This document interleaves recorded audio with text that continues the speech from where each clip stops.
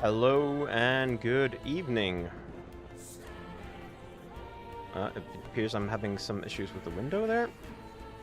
Go ahead and fix that. There we go. Let me also turn down the volume a little bit so I can hear myself. Anyway, good evening. Welcome to everyone. I hope you'll enjoy your stay. My name is Alvis. I am the Finnish wizard. And today I will be playing a little bit of Last Epoch.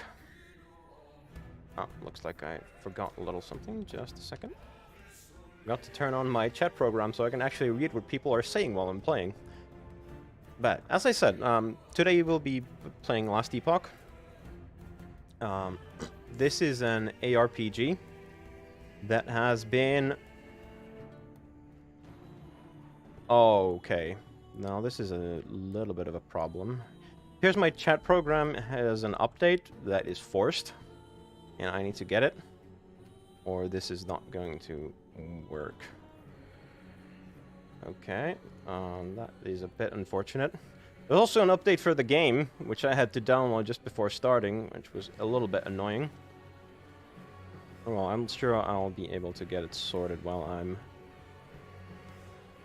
talking about all this. Okay, you know what? This does not quite work because I don't...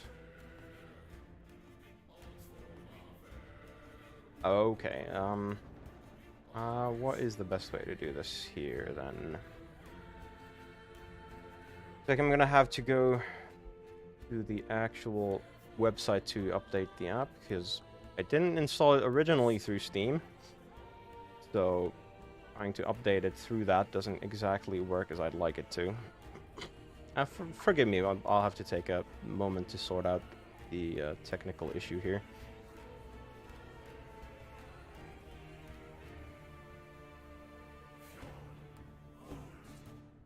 Right, so I can talk about Last Epoch while I'm at it. So this is, as I mentioned, it's an aRPG. It's from an indie studio, which I sadly forget the name of. However, this is a game that has been in early access for quite some time now. I believe the time frame is 3 or so years, which is quite a long time. One might say that is an early access disaster. However, judging from the fact that the game is, number 1, still alive, and number 2, doing better than ever, and number 3, pretty close to release, I would say they have done quite well for themselves. This game has come a long way. Come a long way even from when I started playing it, which was around last year. Been a whole bunch of things that have been updated to it. But yeah, this is I would describe this game as one that finds a sweet spot between the simplicity of Diablo and the absolute ludicrous complexity of Path of Exile. So I'm going to be showing you what exactly I mean by that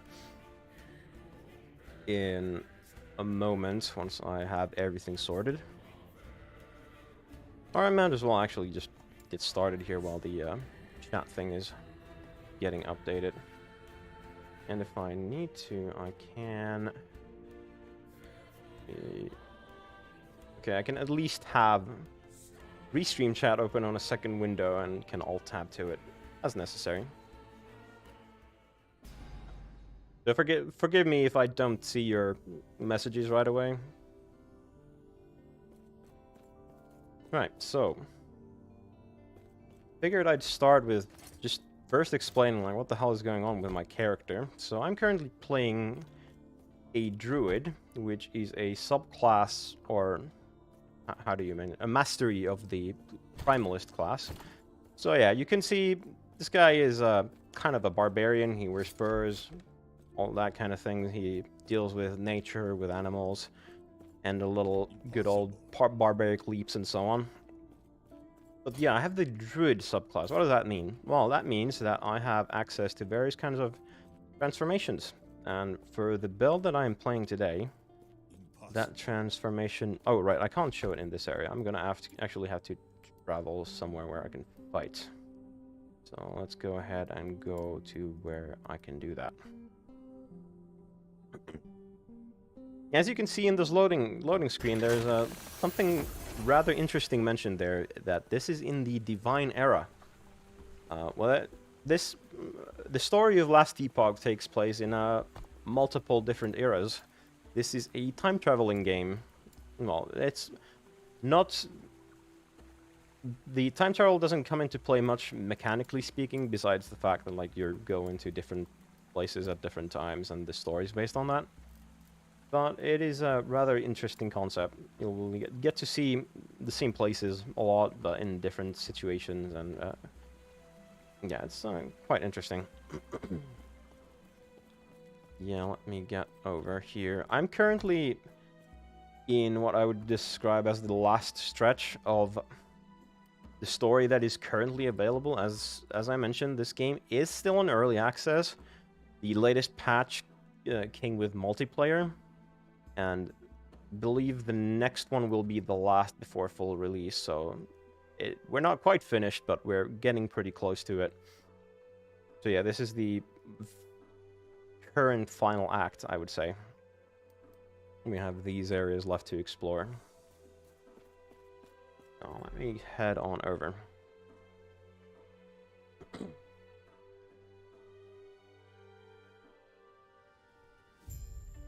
Okay, looks like that program's finished downloading. I'm gonna run the installer there while we're at it. Okay, so I mentioned that I can transform, and this build that I have been playing is based on the Swarmblade transformation, as you can see. The Druid is quite unique among the classes in this game in many ways. Oops, I did not mean to transform back there. But yeah, as you can see, once I transform, I have an entirely different set of abilities. And I also have now a yellow bar that you can see on the bottom right there, which is different from anything else currently in the game, which is... everyone else uses mana. However, the transformations are a little different. Right, so you can see that it's decaying, but I do have ways to recover it, such as setting up hives, which will spawn these locusts, and when those get spawned, I get back my, I forget what it's called, is it rage? I'll have to check that at some point. But I will get back my resource that way, and the other thing is either killing enemies, or by hitting rare enemies. So, as long as I'm being active, I can maintain this transformation for a very long time.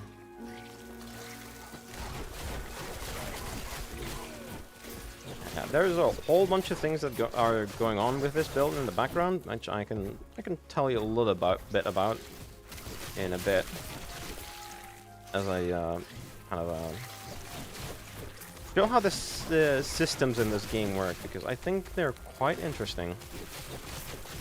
They're especially quite interesting in the context of the Druid, because of the whole, well, transformations switch your entire ability set around. That makes things a little bit different. You know what, I'm gonna go ahead and transform back for just a second so I can have a moment to explain what's going on.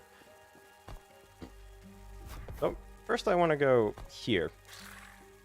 I just keep hearing these noises, but they're just literally just my locusts despawning. Oh, there's the... Okay. Maybe I can have some peace and quiet now. Right. Skills and specializations. Sorry, let me just make sure the installer in the background is going there. Okay, good. So this screen is what I would pretty much describe as the beating heart of how the systems of this game work. But what I want to start with is because you're seeing a lot of skills here, but you also realize that when I'm transformed into a Swarmblade, I don't actually have access to these. But that's slightly wrong. I don't have access to them directly, which is why I think the Druid is quite clever in how it's designed. So, if you look at, like, one of my skills here, for example. So, your Serpent Strike tree now applies to Armblade slashes. Armblade slash being the primary melee attack of the Swarmblade form. So, just by having this, now this entire skill that I'm not directly using, the ability tree of this thing, now applies in my form. You have a similar thing here. Water Strider, you cast Maelstrom a number of times when you use Dive. Dive being that kind of a dash ability that I was using a little bit. So if you keep diving, you'll also be casting Maelstrom, which is a really quite fantastic area of effect. You could see a swirling winds around me. It does a decent amount of damage, but it also grants me haste, which lets me run faster. It grants me frenzy, which makes me attack faster. And I also get some chill effects, and later on I'll be also able to heal myself by having a bunch of Maelstroms. So that's quite nice. Okay, so what about the rest of these two? Neither of these are called directly by Swarmblade form in any way. However, Summon Spriggan. This thing I can cast while I'm not in form, and I can have myself a minion, which does a bunch of useful things based on the skills I've given to it. For example, the primary things I would say are this little thing here. These guys have a healing aura, which obviously the healing itself is already quite nice, but they also grant allies additional spell damage, and this is base damage, which means it gets multiplied by all kinds of things. So this, for example, affects my Maelstrom, which is a spell. It also comes with more critical hit chance and critical hit avoidance, which means that my defenses are going to be a little more consistent because I'm not getting critically hit. And also, he's going to be eventually learning to heal me with an ability called Creeping Roots, so it can now cast a new spell, which it didn't have access to previously. And once I go towards this little branch here, it will be able to heal me. So that makes me quite defensive. And then there is the Spriggan form, which, again, I'm not using directly. However, Spriggan form has this interesting thing called Thorn Shield, which is where it literally forms a shield of thorns around you, and that grants you a whole bunch of armor. The amount of that armor can also be increased by various upgrades here, as well as the duration of the thorn shield itself and other things that it does. It can even recast itself. The reason why this matters is found elsewhere. It is in my passives. Let me show you. Right, here. I have this thing. From the Druid's passive skill tree, I have a chance to cast Thorn Shield on myself when I'm hit. So, this is kind of just a simple way of making use of that last skill slot, which would otherwise be almost unused. By having this, I will, quite often get increased armor and be able to reflect damage. Just a nice and simple thing. There's a whole bunch more that goes into this, like exactly how my melee attacks have their specializations and how my defenses are built up, but I don't want to bore everyone with all the details, even if I did go into quite a bit of it. So, just making sure I have... Okay, installing. Good. Right, so that's the basics of what exactly I'm doing here. Now you'll notice that what I just saw there, or went through there, is fairly complicated. However, I think the way this game builds everything up, and the way the advancement is done, like, it's all fairly understandable, and you get to try things out, and if necessary, you can even re-specialize your skills. It'll take a little bit to get you caught up back to speed, but it works totally fine. Like, it's not unreasonable in any way to catch up a new specialized skill or to go respec your passives. All works just fine.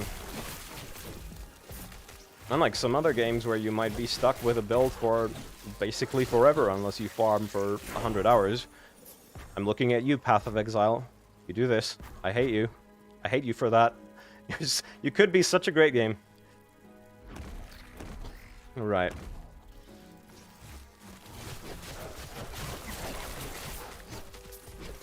Okay, what exactly was I trying to do here? Still have one quest I haven't done, and it's over there, I think. Yes.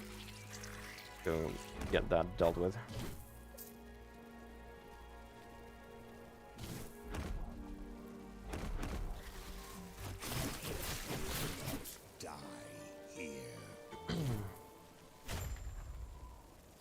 I could talk a little bit about all the other classes that are in the game. That would be, I think, interesting to some at least. Or maybe the other classes available to the Primalist, or Masteries I should call them. Yeah, they have, yeah, just the main classes, you have the Primalist, which I'm currently playing. As I mentioned, nature magic, animals, transformations, that kind of thing. Then you have the Necromancer, which is exactly what it says on the tin. You have all kind of death magic, have minions, curses, and the direction of what exactly you're doing can vary quite wildly, but the basic idea I think everyone can understand. Another class is the Sentinel, which is your typical warrior class. Heavy armor, weapons, melee, you know the drill. That's also the class you're going to find your spin to win builds on, because it's not an aRPG if it doesn't have a spin to win build, right? So I just let my transformation wear off because I wasn't doing anything. It's fine. Then you have the Rogue, which is a whole bunch of mobility and bows, daggers, fast attacks. Like, well, you can pretty much imagine what kind of character that would be. And last but not least, you have the Mage, which again, on the surface, it's exactly what you'd expect. Elemental spells, like shield spells, freezing things, like about everything you'd expect from a mage, you would say. Which has, and it has currently 2 masteries, which one of them is a Spellblade, which can kind of lean more into the melee style, and the other one is a simple sorcerer, which is you get a bunch of mana and you can cast a bunch of spells. And that is that. Also, I should see if I can... There we go. Don't really want to see the chat. Especially when it gets, like, under my own chat. That is not great. Okay, let me just finish this install here. So I can have things available on my mobile rather than having to alt-tab for chat.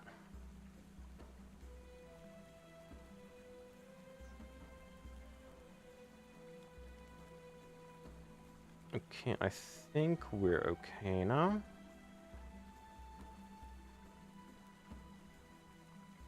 Yeah, I see that. I think the link might be a little screwed up. And it is not working properly.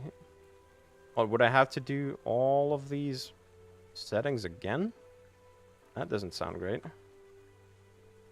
Let me see if I can try and put it here at least.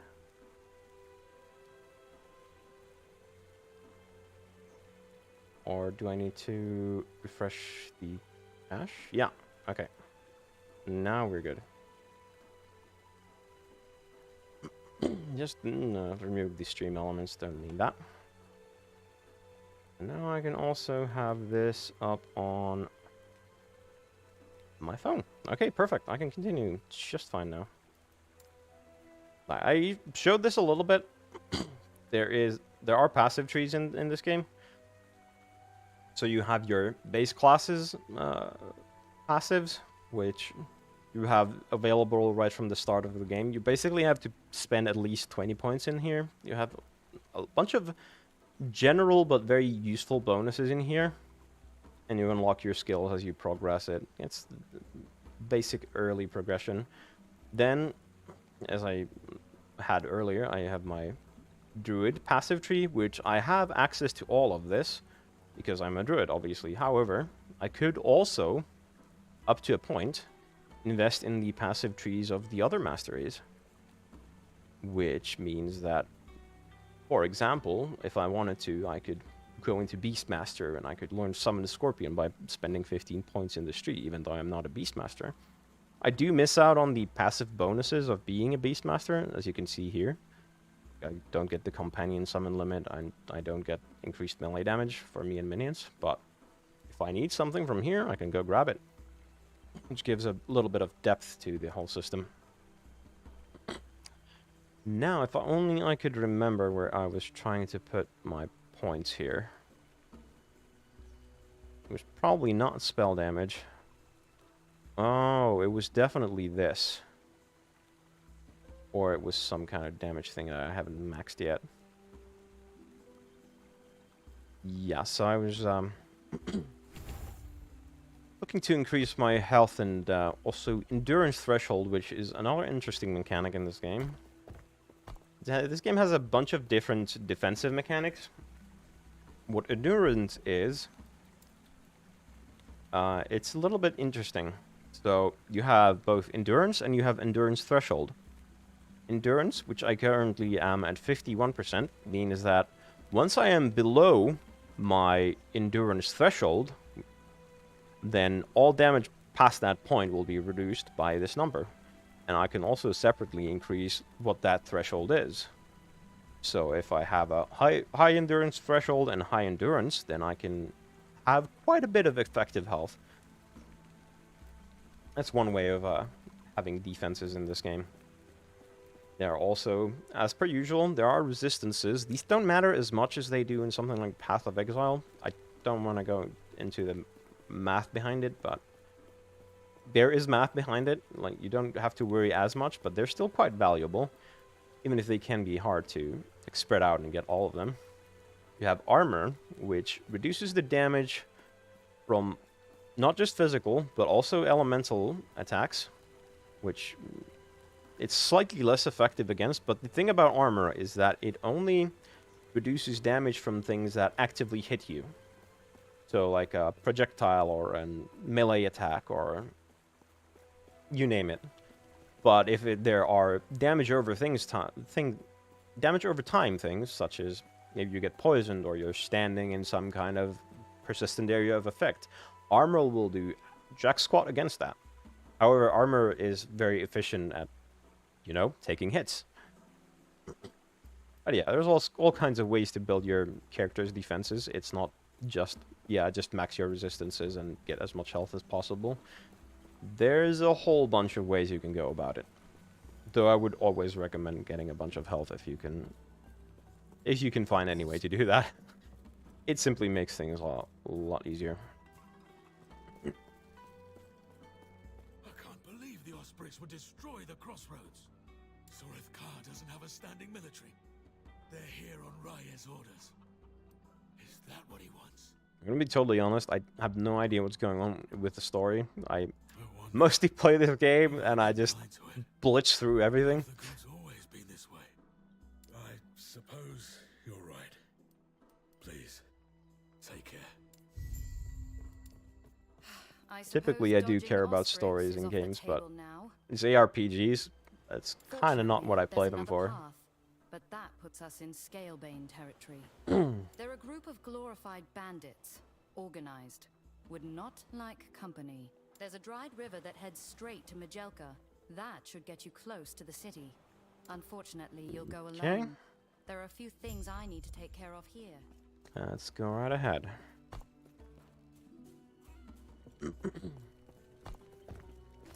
There is something else I could show you as well. Here you have your, I would call this a pretty standard inventory screen. However, this part is a little bit different. You have this idol thing, which is, you can get idols of varying sizes and varying effects, and you kind of have to build this puzzle of like, what effects exactly do I want out of these, and how can I place them to get what I need? Because eventually you end up with probably your best possible idols if you keep playing, but while you're doing that, you're gonna have to do a little bit of sorting out.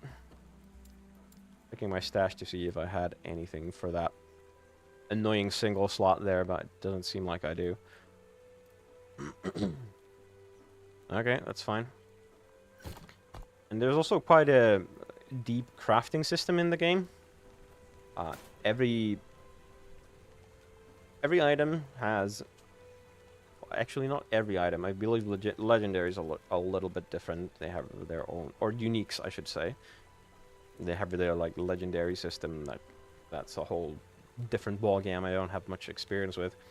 But, you know, your usual rare items will have... Or even just standard items will have what is called forging potential. As the name implies, this means how much you can forge the item to become better than it is. So, you see here that this item has 4 different stats, 2 prefixes, 2 suffixes, and I can choose to, let's say we are gonna... Okay, let's go ahead and manage our cold resistance here. I could simply use a cold resistance shard and upgrade affix, and that's that. And it will cost me a random amount of forging potential. However, this thing can be modified with either glyphs, which these are basically... how should I describe it? These modify the result of an upgrade. So, Glyph of Hope is simply that you have a chance of your upgrade having no cost. Glyph of Chaos is a little bit different. It will change the prefix or suffix in question into something else. It will be random, however, you can potentially get some decent things out of that. A Glyph of Order is that it will sort of... I haven't used these much, but basically the idea is that all these stats have random ranges, and if you happen to end up with a good roll on a stat, then you can use a Glyph of Order to make sure, okay, this stat, once I upgrade it, it's not going to get rolled into something bad. And Glyph of Despair is quite unique. These are a little bit rarer than the rest of them. If you use one of these, it can place the suffix or prefix in kind of their own separate slot away from the rest of these 4. It will become unupgradable after that point. However, that leaves another slot open for you to do something with it. So that's quite nice. Let's go ahead and upgrade our cold resistance. Lost 9 forging potential, that's fine. I'm not doing much with health regeneration, so I'm going to use a chaos on this, because I think there's a decent chance I can get a good resist stat out of this that I actually have use for, or I could get health. I actually quite like health, so I'm going to keep that.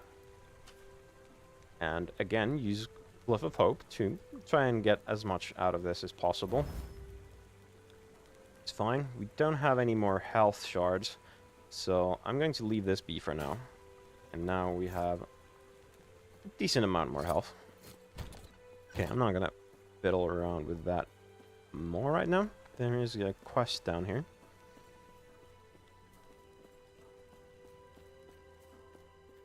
Let's see what this is about.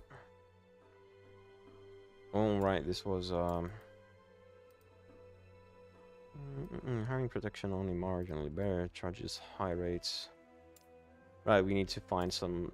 Oh, right, I remember this quest now, okay. It's, yeah, someone's friend got stuck in a cave somewhere, and... Yeah, you're gonna have to find them. In this game, you don't necessarily have to do all the side quests. I just typically do it out of habit, and my game just crashed. Also, my model seems to be frozen for some reason. Ooh, well, this is a little bit awkward.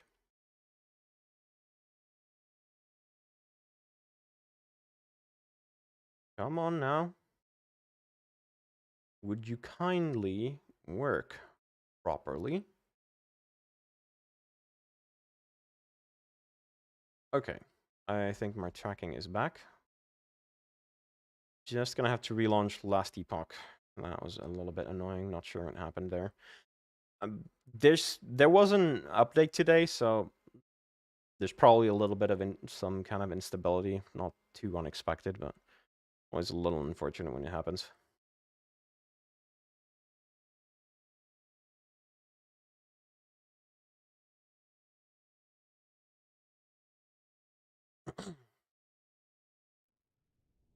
Alright, let's go back in.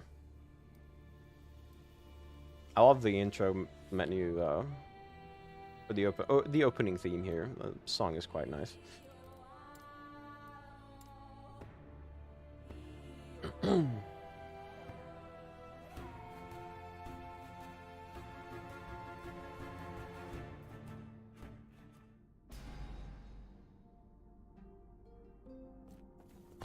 Okay. Is the chat still disabled? Yes, good. I don't, of course, I don't mean you chat, I mean the in-game chat, because I don't much care for seeing that. There is never anything useful there.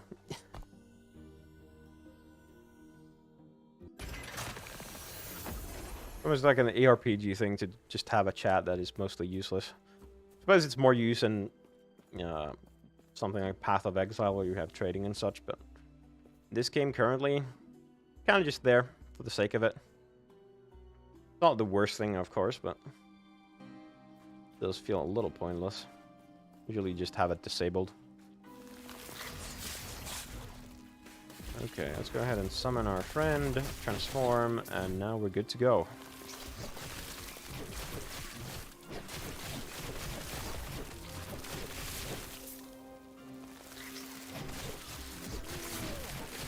Yeah, what I really like about this build that I've made is that it's not only quite defensive, it has a bunch of different armor things going on with it. As well as good endurance, good health, and so on. But also, it's very mobile. Because part of this whole build is pressing dive on cooldown, which means I am leaping around all the time. And because of Maelstrom, I pretty much always have haste on, which means 25% movement or so, I believe. So if you're wondering, there is a reason I'm not just picking everything up. And that is because a lot of the stuff in this game is not very usable. And I haven't set up a proper loot filter yet, which can be done in this game quite handily, actually. Actually, may I even have one set up? It's just... Right, it's not exactly for this build, and I'm not currently using it. But yeah, unlike some of the Path of Exile, where you kind of have to mod in a loot filter and so on, it's a little bit complicated. Here you just have it in the settings menu and you can make it yourself, make your own rules for it. And it's quite handy. I haven't done it for this character yet, but I'm not gonna do it on Steam because I think that's boring. But just knowing the option is there is really quite nice. Should almost be standard functionality for any aRPG nowadays, I would say. Unless you have like a really simple loot system where you don't have to think about it too much, or you don't have too many item drops, then maybe you can get away without having one. I'm not sure how Diablo 4 works exactly. I haven't been following that game as much as maybe I should have. I do like aRPGs. That game just hasn't quite caught my attention yet.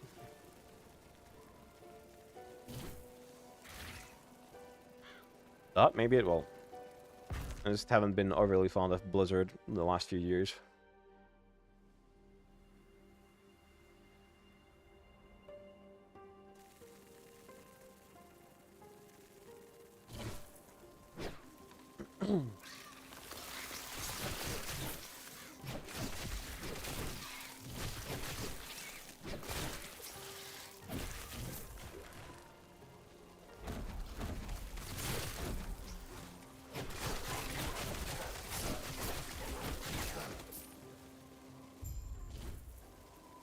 What else to say? I think I could go a little bit into the other masteries that are available, because every every class in this game is going to have 3 masteries. That's not currently the case, but Primalist is one that already has 3.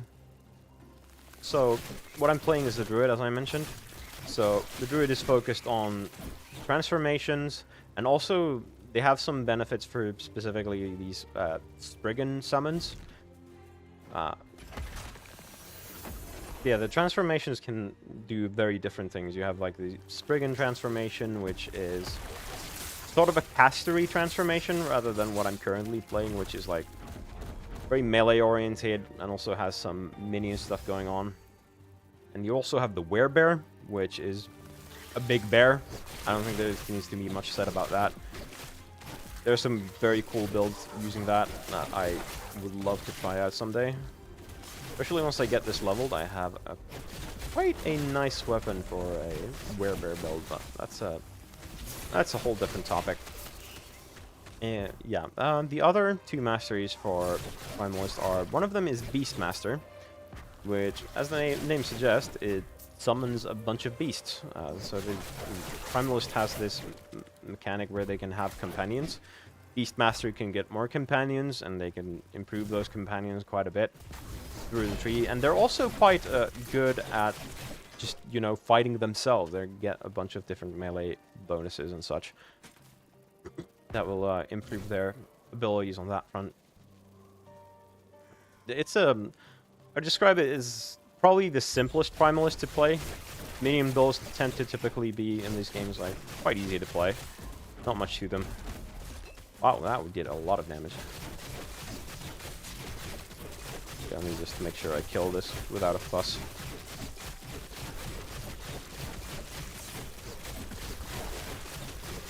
And come on. Not doing quite as much damage as I'd like, but of course my spear isn't quite ideal for this build. It's okay, but could be better.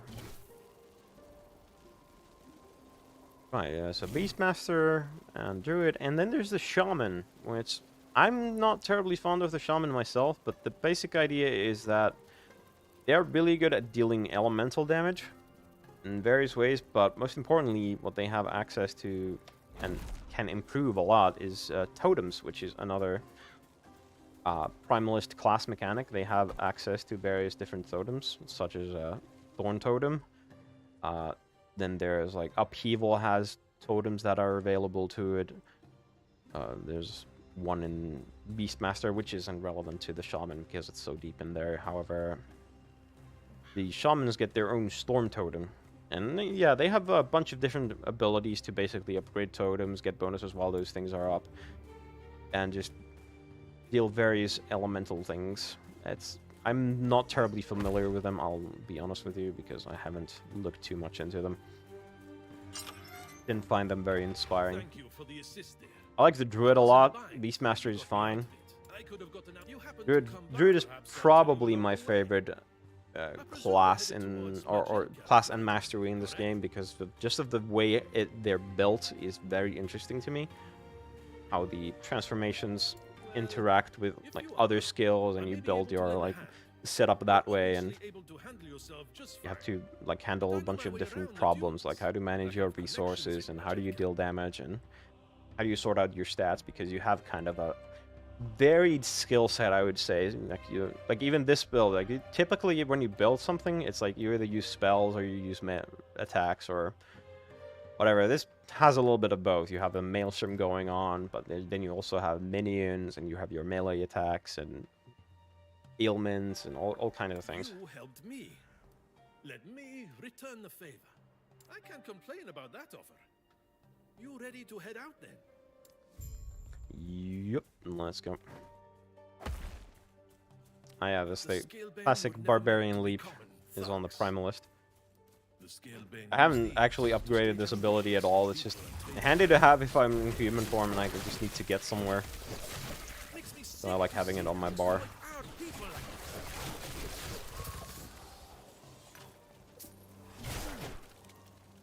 Yeah, even a standard ability like a leap like that can have a key part in the build because of the way it can be upgraded. It has some interesting synergies with Werebear at least had something going on with that, and then I think there was something with like summoned roots, and that has some synergy with Spriggan or something like that. I forget exactly, but very interesting. What other masteries are for the other classes then? So Sentinel. Sentinel is another class that also currently has 3 masteries. They have all of theirs available. So they have the Paladin, the Void Knight, and the Forge Guard. Paladin is, again, probably about what you would expect. So you have this holy guy with a bunch of... It has an aura, which is quite effective at buffing their party members. They get some other buffs. You buff their damage, they get a good amount of healing, good defenses. Just a really solid class overall. They just buff people's, including their own, stats to just high heaven, and they can act quite freely after that. They have quite a decent synergy with elemental damage, fire and lightning and so on. And pretty good at blocking and healing and all that kind of thing, what you would expect. Void Knight is a bit of a weird one. Let me make sure I don't actually die here while I'm talking about the class. It has, so yeah, it uses what you could describe as the power of darkness, or, well, in this case, the void. But that can be done in a bunch of different ways. It's a very customizable class, but I would say that typically their Void Knight is very bursty. Most of their skills have cooldowns, but when you actually trigger them, they deal just absolutely ridiculous damage. They do also have a little bit more like passive builds, like they can set up an orb to go around them or such, but they also like they deal more with spells than the other paladins. They have this weird vitality scaling on some spells, which means they can get both damage and health out of a single stat. And yeah, they're kind of the weirdo of the bunch, I would say.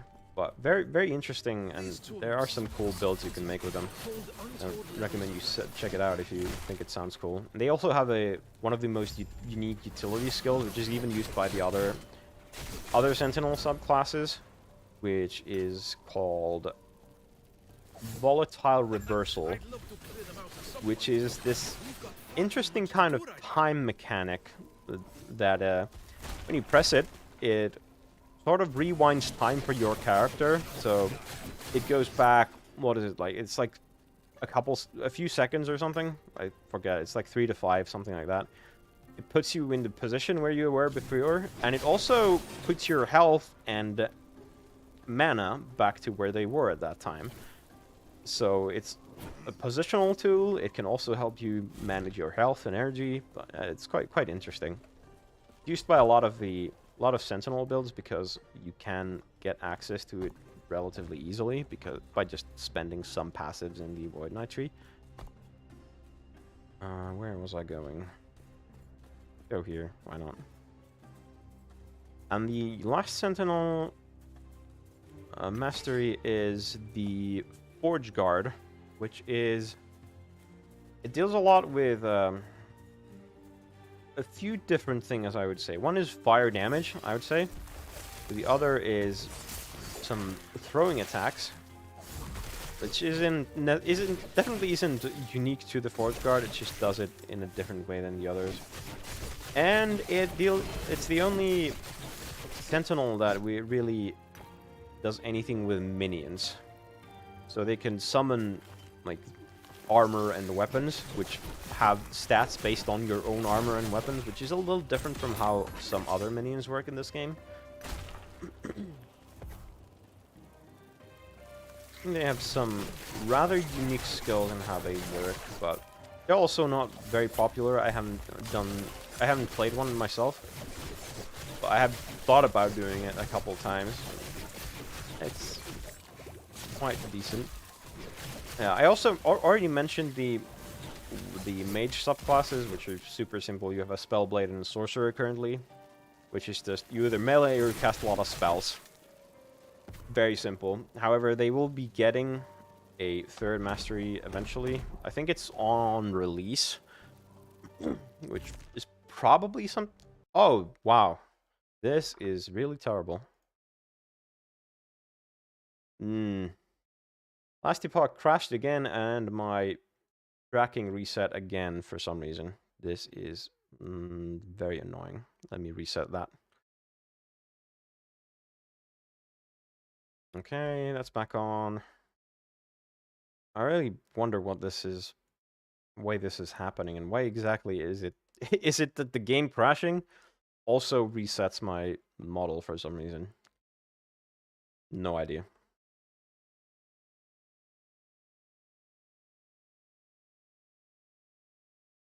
Come on, can you launch? Please? Any day now. I would like to get back to gaming, thank you.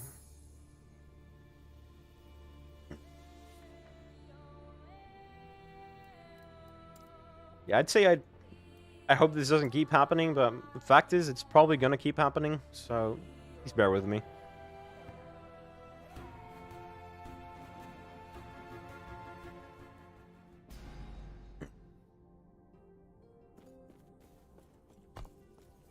Okay, let's go ahead and jump back to where we were.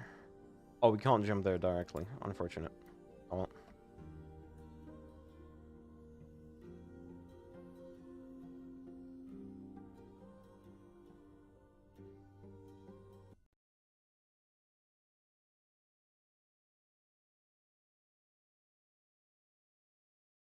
Oh, hold on.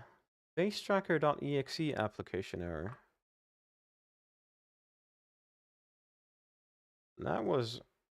Ah, okay, so this seems to be a VTube Studio thing, rather than a Last Epoch thing, now that I'm...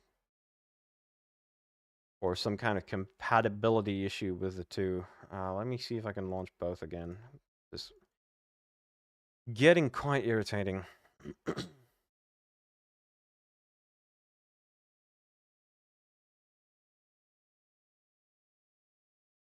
Yeah, if this is gonna keep happening, then I might have to drop Last Epoch from games I can stream, which would be extremely unfortunate. I really do love the game. Let's see. Give this another go. Maybe it'll work, maybe not. And maybe there's something I can do that would help it, but can't exactly figure that out on the fly, can I?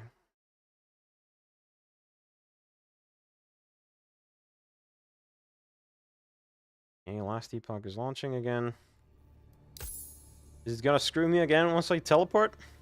Seems like a thing that keeps happening.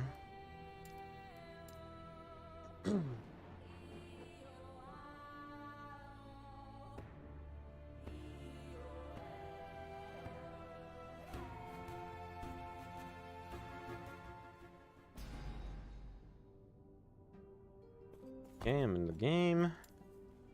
Go ahead and teleport.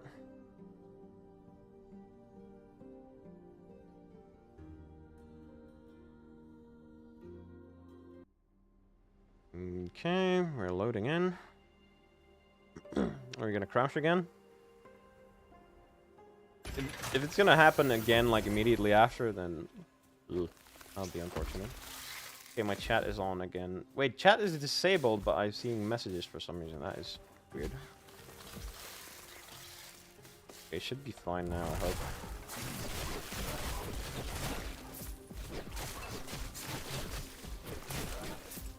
Oh wow, this is a surprising amount of damage.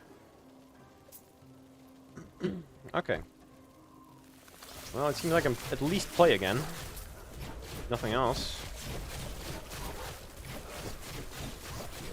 Oh, right, I just realized the reason I'm feeling so squishy is because I didn't summon my Spriggan, which is quite a big deal. Because it offers both healing and crit avoidance, so that should help.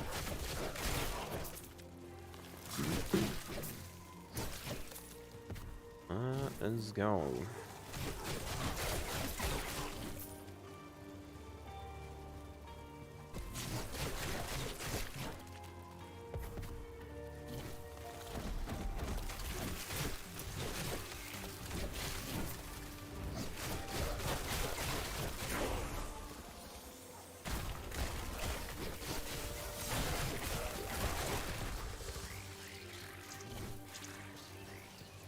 Okay, soon we'll be back in the area that we came from, at least. I should just rush through here. No particular reason to just stay here and fight all these when I already got through them. I'm not exactly lacking in levels here.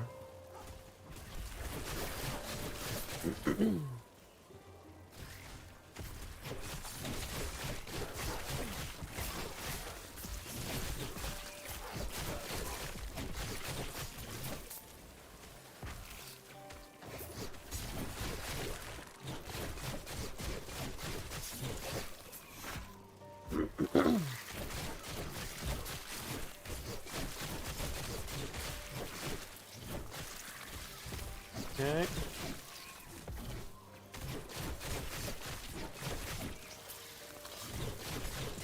Did I? I'm right. I didn't quite finish my talk about all the masteries yet, so I might as well continue with Rogue, which, again, as you might imagine, is the kind of dexterous martial class. It currently only has 2 masteries, one of which is Blade Dancer, which is revolved around, well, frankly, just melee. It gets a bunch of interesting little melee skills that have, I would say, some unique mobility to them. I would say they can teleport around a little bit. They can create clones which can replicate their abilities. I think it's a very cool mastery. I've played it a little bit in the previous patch and enjoyed it quite a bit, especially Shadow Cascade, which is like a thing that can activate from your clones. So you create a bunch of clones and then you use Shadow Cascade and you just blow up a whole screen. Very, very satisfying. So yeah, Blade Dancer, very melee focused, a bit more defensive as well, because, well, they have to go into melee, so you're gonna need some defense options to not just immediately die. And the other one that they have access to is Marksman, or is it called Marksman? I forget the exact name. I think it might just be called Marksman. The reason I'm doubting is because it sounds so generic, but I think that might be it. But yeah, basic idea, use a bow, and you do a bunch of things with it, as you might expect. You have different kinds of elemental arrows, or scatter shot, or a bunch of different things. Very squishy, but since the rogue is quite mobile and you're a ranged character, you can work around that. I haven't played one very far, though I have made a few marksmen. Or marks... or is it sharpshooter? I can't remember what it's called.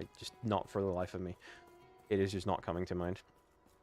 Yeah, those are the 2 currently, but they will also be getting the Falconer Mastery. I mean, I'm gonna let this play out before I continue. Along with who would seek to bind me, freedom will be our future, my future, at any cost. Alright, alright. So yeah, they'll be getting the Falconer Mastery, as I mentioned, which means, well, firstly, they get a falcon, which is a pet. We don't know exactly how that's going to work, but it seems that it will be, well, basically the rogue's pet class. So it'll probably deal firstly with the falcon itself. We're not sure quite how that's going to work, but we have some precedent in like how the Primalist's companions work, how the Necromancer's minions work. So not much to say about that, but they will also...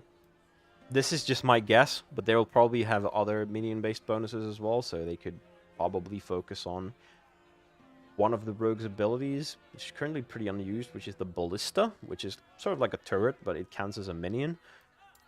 So I think the Falconer might be pretty good at using that thing. Yes. No one is permitted inside the temple. Could be days. Yeah, let me just advance all this real quick. Was it just me that the as the room? It is not. I mentioned I don't particularly care about the. The authority lies with Majasa. Wait. Was it just me? If you have, I am not sure There we if go, we can okay. trust this friend of yours, but I trust you. Yeah, there's another neat little quality of life thing. Because as you pick up materials, they will be or these are specifically crafting materials. As you pick them up, they're going to be slowly filling your inventory. Click of a button, and you have them in your crafting tab, and you can just use all of these at any time. Quite convenient. I overheard your. It's and Let's get if you're going. looking for a little detour before you dispose Oh, of hold the on. guild leader, There's another. let me know. Fancy a little There's now you're another his quest like all, he also has here. an innate talent for controlling fire, and I'd expect him And to I need use to it go during to a the fight. lower district, which is, I think it's this place here.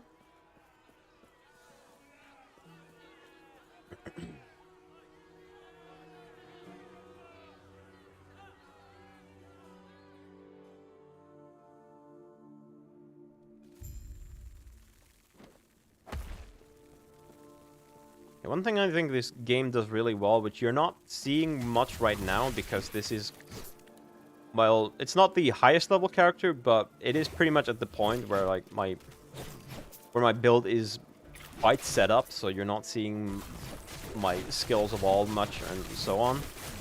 But once you're actually, you know, the early and mid game, there's a really satisfying sense of progression with how the skills and their specializations work. You'll be getting these points quite quickly at the early point in the game and unlocking more skills that you can specialize in and evolving the skills that you're currently using, kind of trying different things out. It's leveling up in this game is very satisfying. It's not just like, okay, you increase the number, but you're also evolving your skills as you go. So you will feel your gameplay evolving as you go. I think that's very satisfying. You can kind of figure out your own thing to do. One thing I find really satisfying about this game is that it doesn't feel completely overwhelming to make your own builds in this game, and the whole process for it feels quite like I would say most people can handle it. It can be a little bit complicated, I would say, so maybe it's not quite for everyone, but for me it hits that satisfying sweet spot of where I can actually just do my own thing and have success. I'm currently just absolutely getting wrecked here, but I can probably just play a little better and be okay. But yeah, this build, for example, that I'm currently doing, it shares some elements with other builds that I've seen, but overall I made it myself.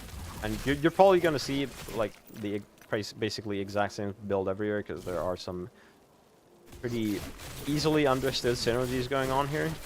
But this build is mine. I made it. And that feels really nice. Especially coming from Path of Exile, where like, kind of just... The game is so complicated, and you can so easily make a character just doesn't work at late levels, that just, you know, copying someone else's build who knows what they're doing is kind of the right thing to do, which is not very satisfying. Don't get me wrong, the game itself can be quite satisfying to play. There's a reason why it's so popular. I just don't particularly enjoy the build making aspect of it myself. But this game, fantastic. I love the whole thing. I spent so much time on there's this website called Last Epoch Tools, which is a very nice little program for building your own Last Epoch characters that I've been using quite a lot. Just playing around with it and seeing what I can create. Very satisfying. Then of course just, you know, bringing it to the game and playing it.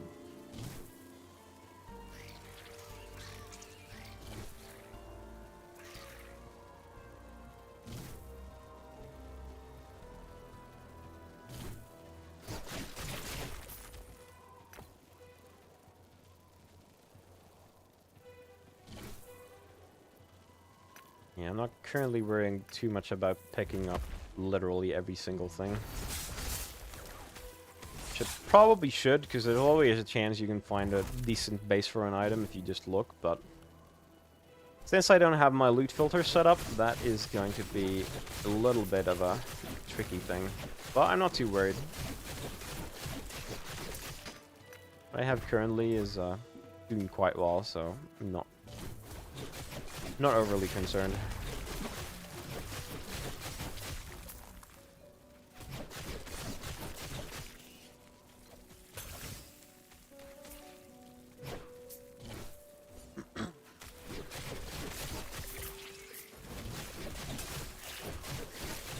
Kind of look forward to seeing how this build does against the last boss. Currently, I don't have as much gear as I've had on some other characters.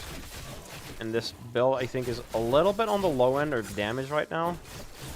But on the other hand, it's also quite durable once it gets going. It has just massive armor. Because it has this... What I mentioned earlier is that... the melee attacks of my Swarmblade form get the bonuses of my Viper Strike skills tree. One of the things that includes is a stacking bonus to my dodge rating, which then is next to a different skill point I've spent on the Swarmblade form. My dodge rating is converted into more armor. So I have a whole bunch of armor once I actually start attacking things and get things going. So I can take a lot of hits. I also have a decent amount of endurance in my gear. Not much endurance threshold, unfortunately. Like, I do have, like, about 20% threshold. Like, it triggers at, like, 200 health or something like that. It's decent. Don't get me wrong. It does increase my effective hit points quite well. And unlike armor, that also protects me from damage over time effects. So, we're doing pretty well on those. However, my resistances are, well, to put it shortly, an absolute mess. Probably fine because of the other defensive layers, but it is something to consider. Get some more enemies so I don't get knocked out of my Swarmblade form, thanks. I would appreciate that. Okay, we're probably okay for now.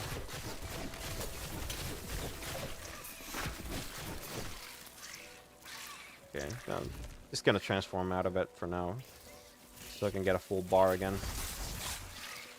There's a problem that could probably be avoided with a little bit of re-enraging my passives or skills, but it's not too terrible to work around, so I'm just gonna keep it as is for now.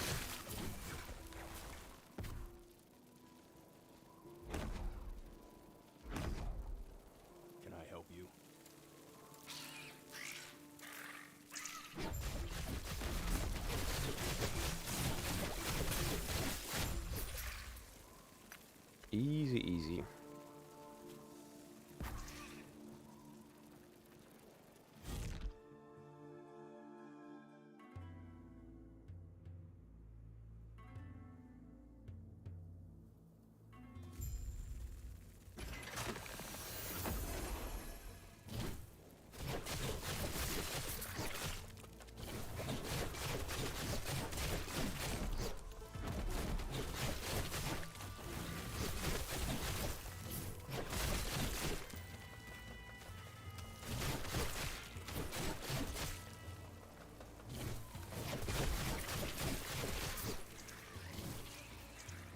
What have we? Some 2 objectives gotta go. Northwest first, and then northeast.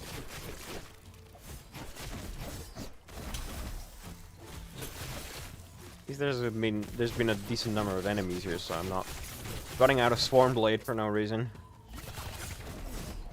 Also remembering to summon my hives so I can get more resource out of that.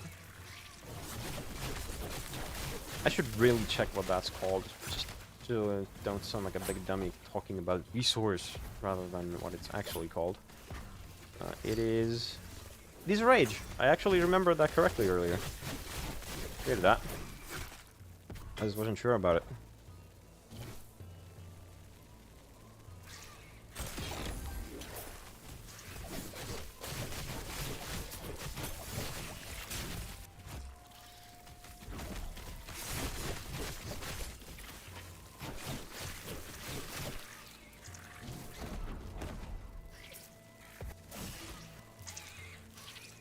Wait, is this... Oh, right, yeah, I remember now. I need to check a bunch of different sellers here. It may not be in just any of them. Even if it keeps showing me to go there, then that's not quite correct.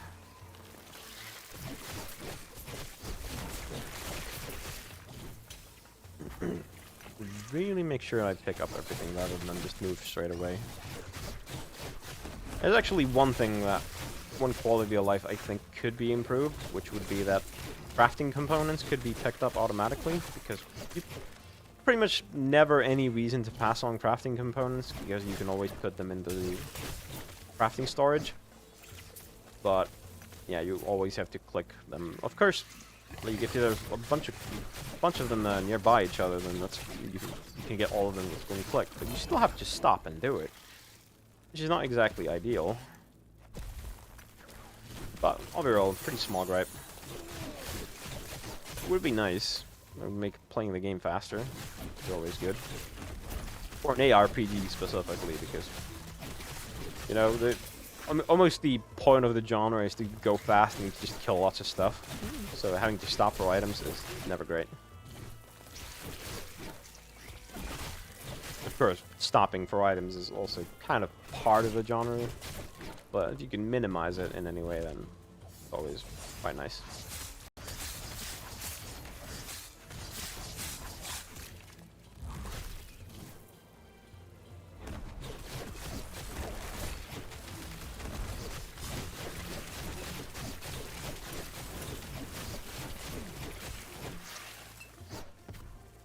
Yeah, I'm realizing, like, even though my poison resistance, which is what these guys use, poison resistance is almost nothing, I can still tank that quite easily.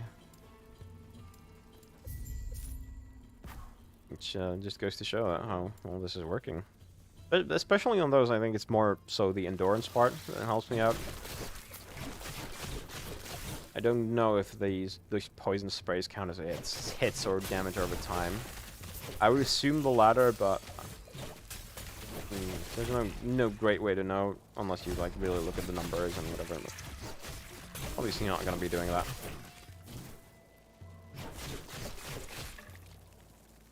Pick up the lightning resistance.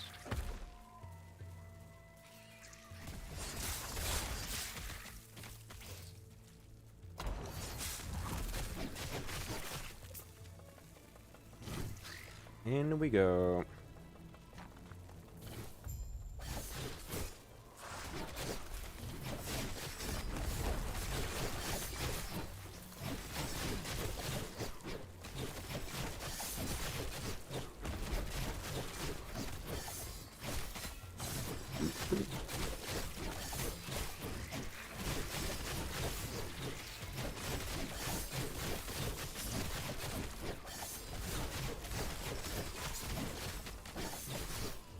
That was quite easy. Not that I don't think I've ever really had a problem with this, but going quite cleanly. Also, this really shows how well the rage management on this build works against bosses, because you can just, if it's a rare enemy or a boss, you can simply hit them and you can gain rage, and that is basically just going to keep it up forever. It's only really a problem like during exploring the maps when you don't just have enemies all the time. In which case you need to kill them to actually get the rage.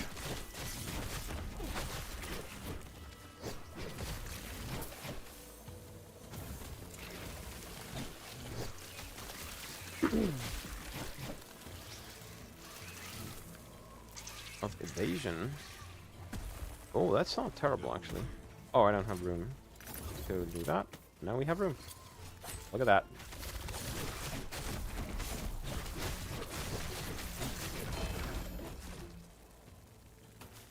Oh, those are pretty decent boots, if I recall. I haven't actually got them before, I don't think.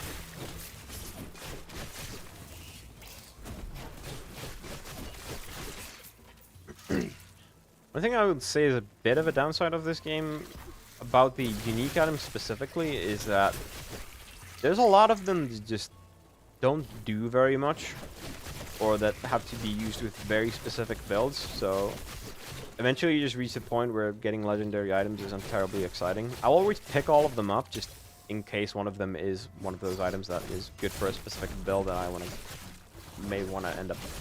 may end up wanting to play, but yeah, typically not terribly exciting. So if you do get the legendary you actually want, then then we're talking, because there are some of those that are just really cool and interesting that enable builds that would otherwise just be impossible.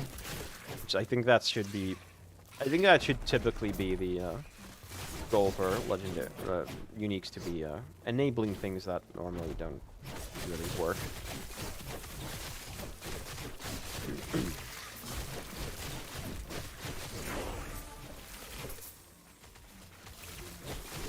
We're gonna level up. Let's go ahead and put some points. There we go. Just putting everything in that endurance thing so I can get more health, get more durability. It's quite easy in this game to reach a point of damage where you don't really need much more, but defenses are quite important, especially once you start getting into... What is it called again? I forget. The Monolith of Fate. That is kind of the end game of this game, which is, it scales up. I think there's a way to scale up basically to infinity, but yeah, it goes all the way up to level 100, and then there's corruption and all that good stuff, and basically the best place to farm for anything in the game that you're gonna want, and get some decent challenges and bosses not falling elsewhere and so on. I never doubted. Yeah, let's go and finish that. I sure wouldn't mind having you around once the Scalebane are under new management. What was this again? So this is the... And even more once I'm running. This is the... These are the boots I thought could be pretty good. 59% of current mana gained as ward when you stop moving. 2-second cooldown. Oh yeah. This is obviously... And then you have just a whole bunch of resistances and movement speed on this. Like, these are just really solid boots for anything that would use ward, honestly. So, a bunch of different mage and acolyte builds probably benefit most from that. I'm gonna go ahead and store those.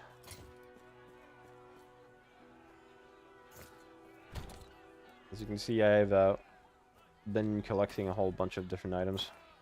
Typically, I just put things in here and don't worry so much about them until I feel like making a new build, at which point I go and see, oh, is there anything I could use to make something fun?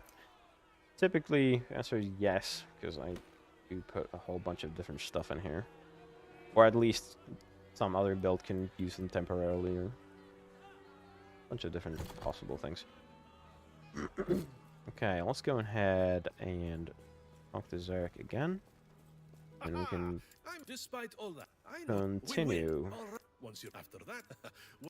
Oh, come on. Where's that fighting spirit? Let's go ahead. It's not like you've got North to the Oasis, and yep. We go through the Oasis, Crystal Mines, Osprey's Warp Camp, and then Majossen Heights is the last area. That is in the game's story modes at this point. impossible. Definitely going to be finishing that today. Quite easily.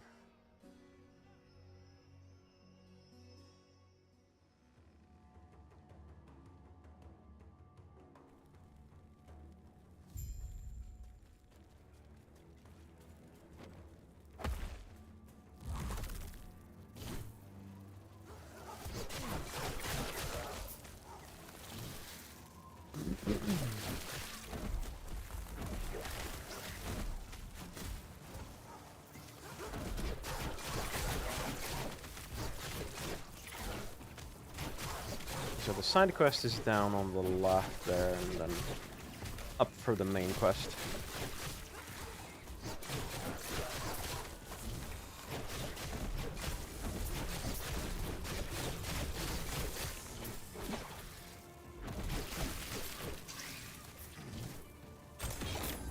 Pick that up.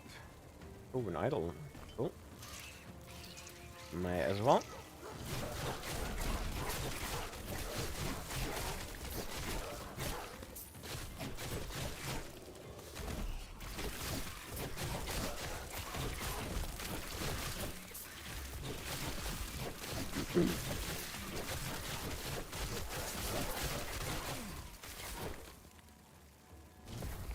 Yeah, I'm quite fond of playing this build. It just kind of has most things I'm looking for when I'm making an aRPG build that isn't a minion build. I like doing the minion builds quite a bit because they're just nice and lazy, but if I'm building something else, then typically I like lots of mobility, lots of defenses, easy to play, just kind of just go and smash your head into enemies and they die. That's typically how I enjoy going about things if I'm not playing with minions. And this does that perfectly well. And I also get some minions, which by themselves they don't do much damage, but just having them there is quite pleasant. And they do have a valuable role in maintaining my rage, so I can't exactly complain.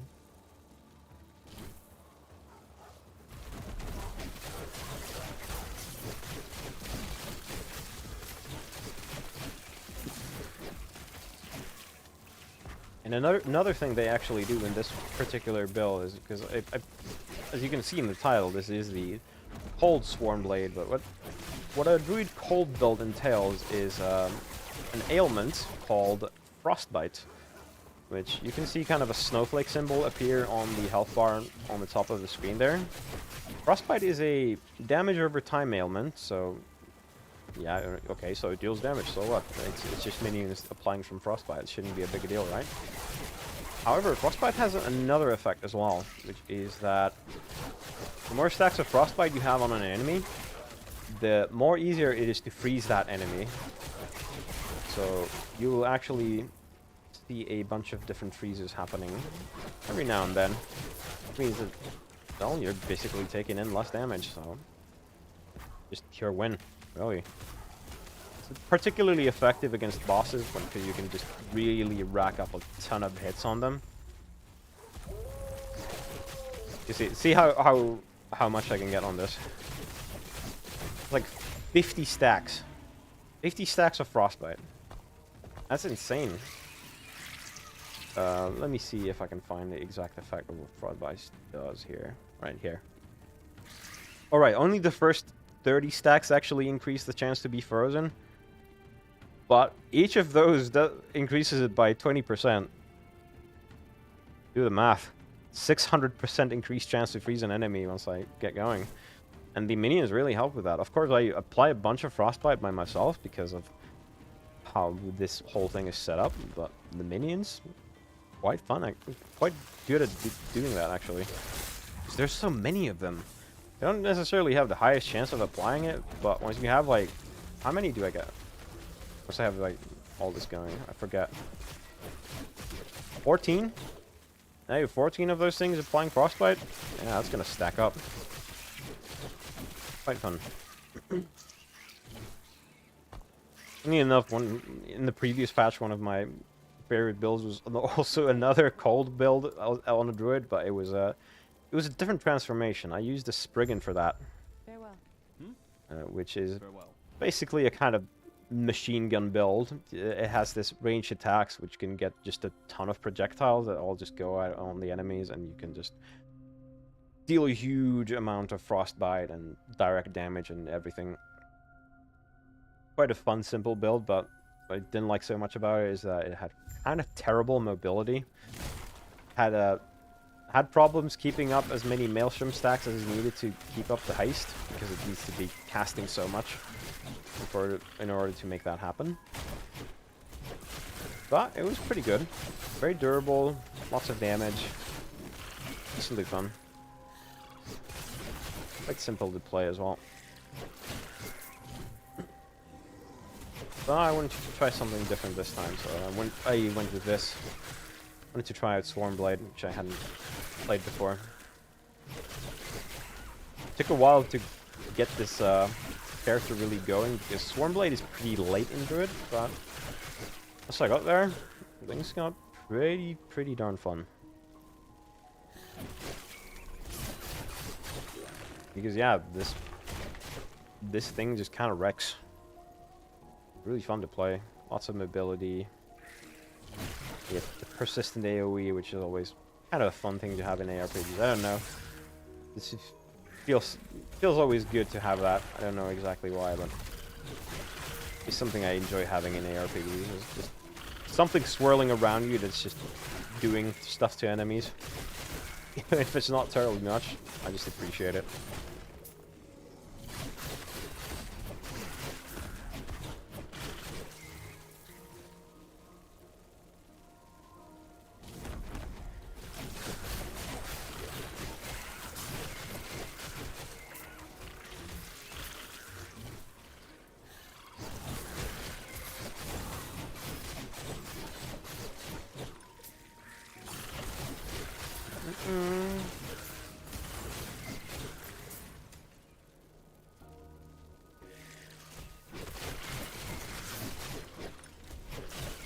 Another side quest over there. I'm gonna go take care of that.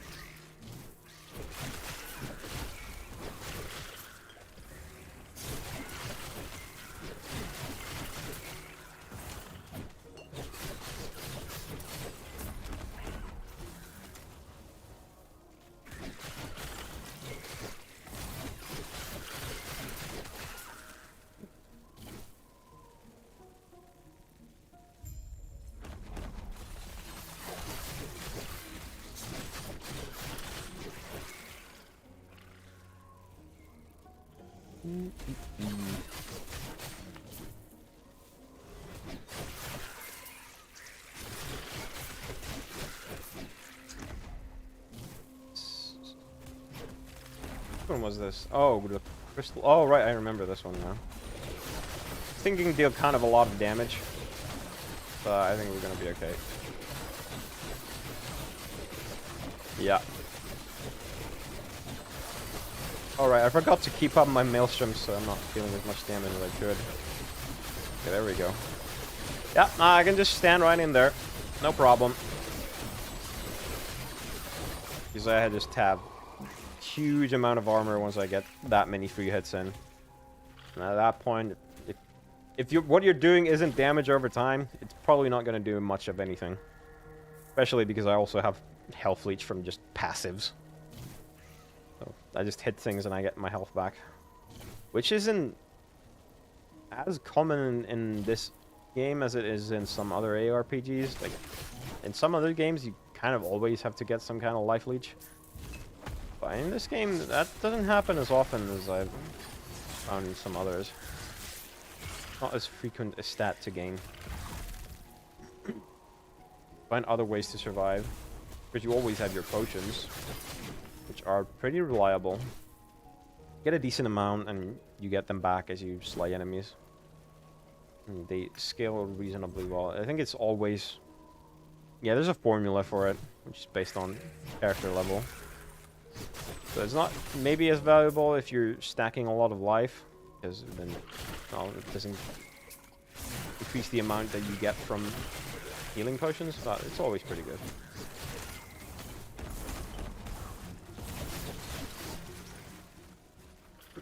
Oh, those things are vulnerable to melee attacks. No wonder they die so fast.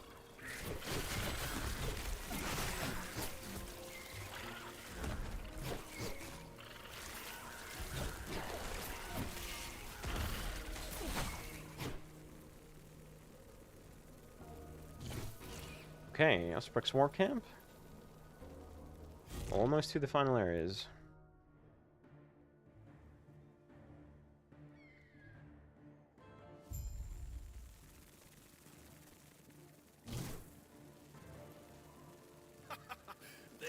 Not just she don't. If we let's go thin their numbers a bit. Here we go.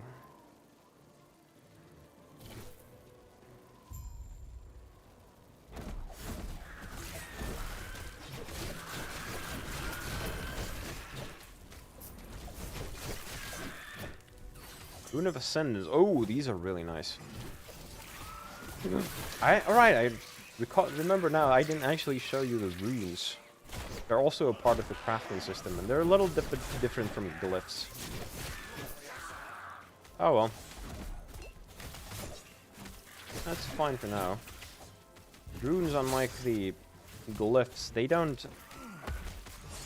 affect the result of an upgrade, like the glyphs do. Instead, you apply a rune to an item and it has a specific effect. For example, the Rune of Ascendance I just got. Actually, it's a pretty unique one, so like, comparing it to the others is maybe not the most productive thing to do, but regardless, the Rune of Ascendance can upgrade any item into a random unique of that same type. So, say you have any dagger, literally any dagger, and you apply a Rune of Ascendance to it, it will transform into a random unique dagger. There are some uniques that it can't transform it to, like if it's a unique drop from a specific place or something like that, then it can't transform into those. There's a specific table it chooses from, but yeah, you can just get one of those.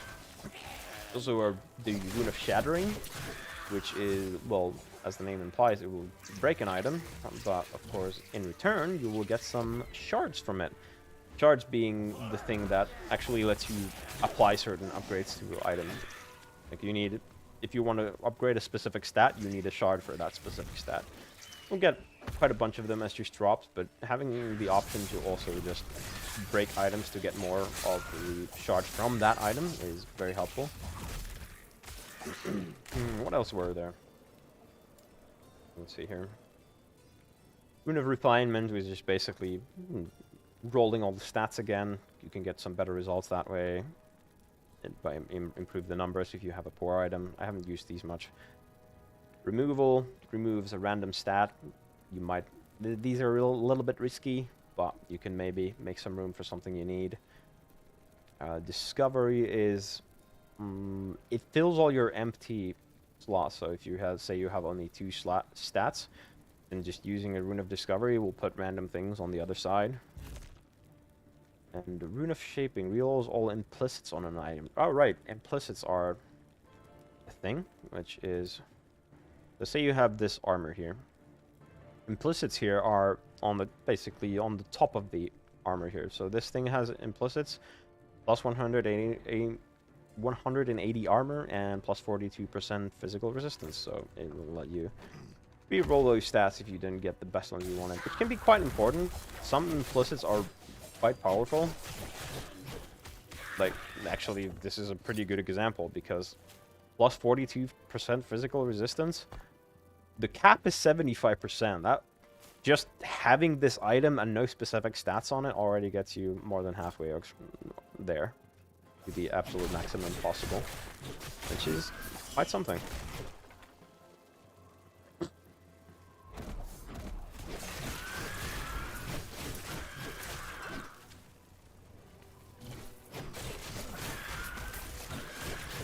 Oh wow, what is happening to my FPS? That was really terrible. Not sure why that happened. I think we're back to normal now.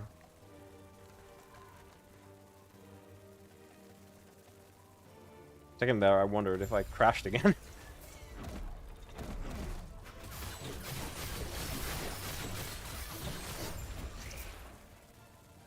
But that was not the case, which is quite fortunate.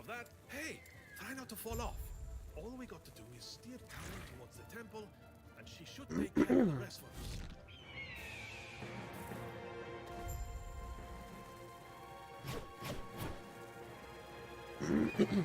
It looks like the Ospreys went to front of us borrowing their bird. Get ready for a fight.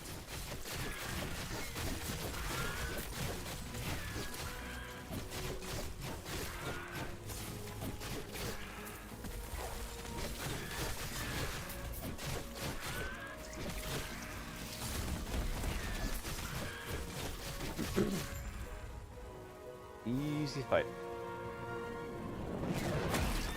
We're hit. Grab onto something.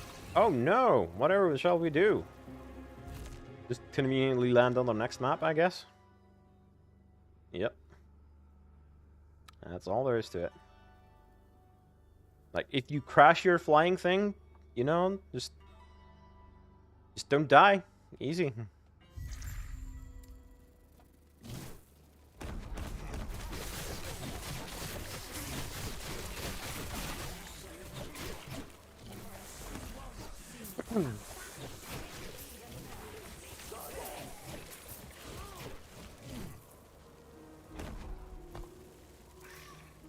Oh, looks like I forgot to turn in some quests. Let's go back for just a second.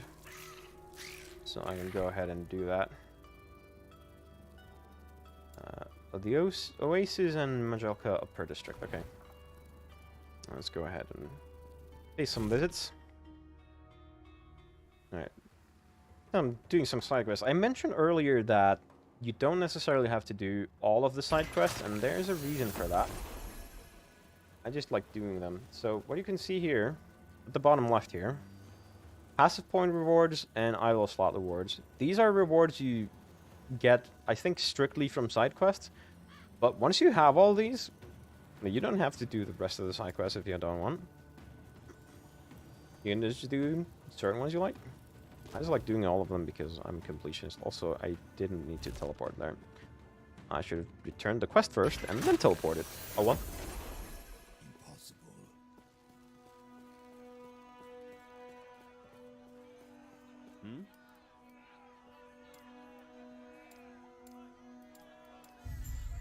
Mm-hmm.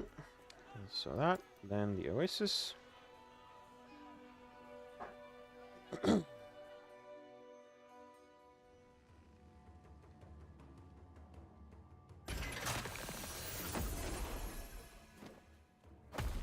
Okay. Good day, traveler. Farewell.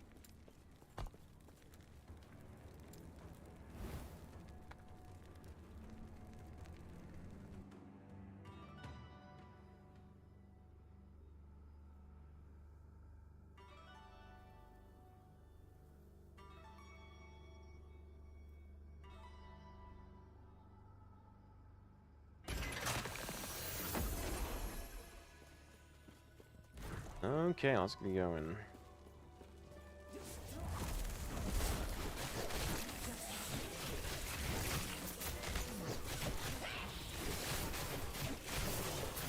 Yeah, this map is a pretty large one, so it's gonna be taking quite a while to get through all this, but yeah, still no problem. Definitely gonna finish the final boss today. Maybe do some monoliths with the rest of the time I have left. They do have a pretty decent amount of time still left. Don't want to just quit streaming for no reason.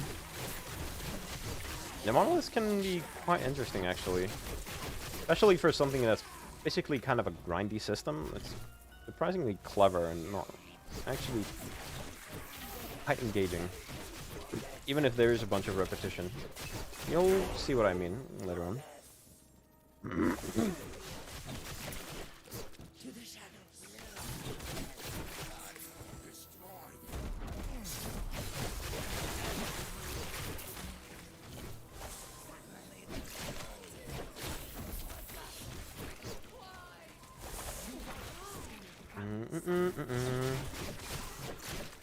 Don't mind me, just going through your palace. No biggie. Don't worry about it. And I can just kill you all too. I mean, that's fine. Not exactly struggling here. If you want to step out of the way? No? Okay. Oops, that was not intended. Didn't need to turn back into human. Oh well, it's not like I'm completely defenseless in human form, it's just, not great. Let's put it that way.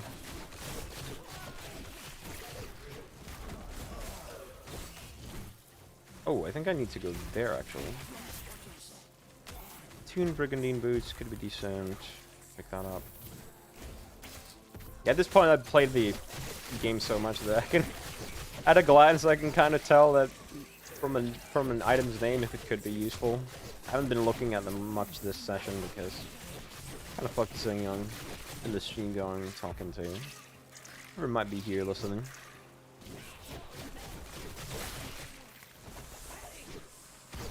Catapults is a throwing damage effects, or some kind of throwing effects at least. Fireman's through fire damage, obviously. Yeah, you can tell quite a bit from just the name once you get used to it. Of course, you can just look at the item. You don't have to guess. That can be fun.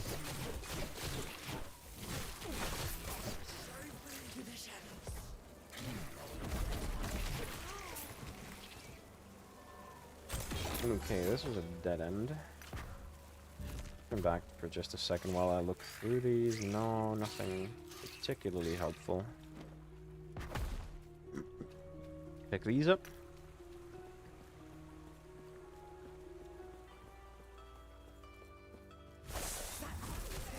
And here we go again.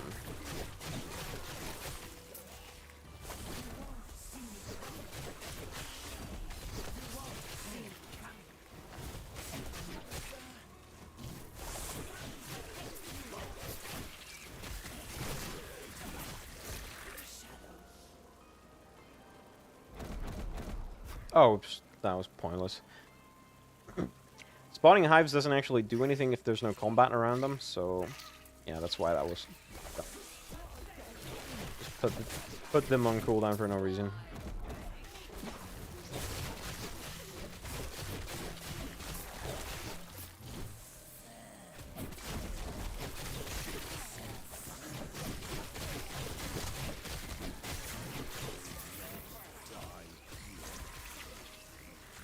That.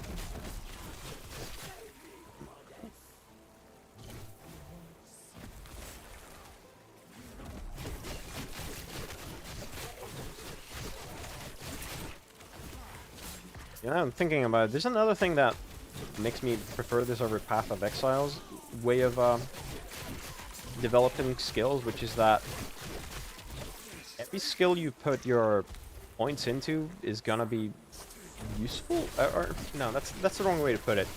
Path of Exile is often super focused on like pumping up one skill to the absolute max. In this game, that's still somewhat true. You probably will have your go-tos, but typically everything you have is going to be decent at dealing with enemies and not just there as a filler utility ability. Because once you get those skill upgrades going, it's going to be valuable one way or another, and not just there as a, well, this gives me X% as an aura or something like that. It's kind of boring. Of course, paladins have their auras, you know. It's fine to have some of those, but... Oh, look at that. Getting a whole bunch of skill points. Gonna have a look at that right now. Okay, so Viper... Alright. Got distracted again. Well, the locust despawning. Are we done? Okay, I think we don't have any enemies now. Okay, that's fine. Where was I going here last time? I forget. Was I doing the kill threshold thing? Wait, why would I do that? I still don't have... Oh, right, I didn't get this yet because I don't have much cold resistance, so this isn't very useful. Kill threshold, on the other hand, is quite helpful. As you can see, basically, if I hit something with Viper Strike, or in this case, I will use Armblade Slash because that uses Serpent Strike's skills.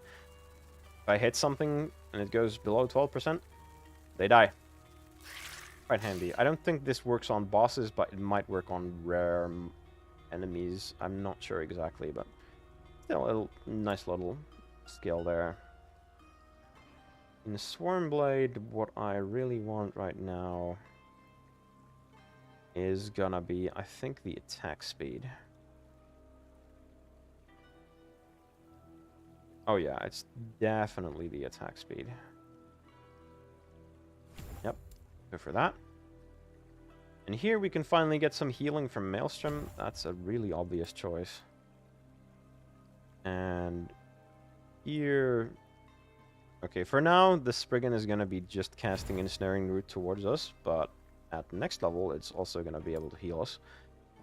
Very helpful. More armor out of Thorn Shield will help us. Okay, good. Let's go.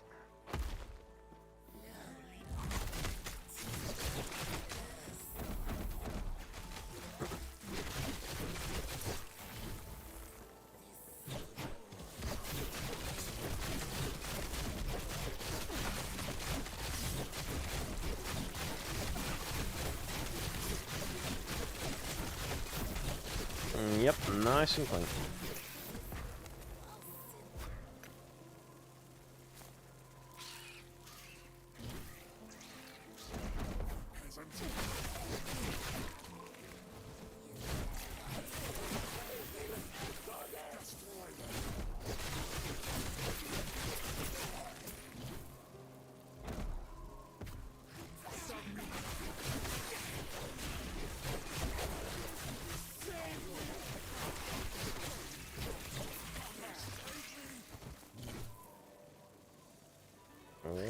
almost there at the end.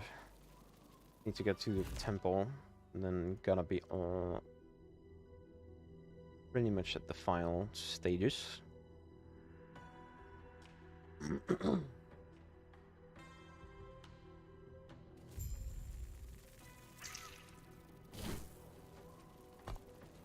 Okay, we got that.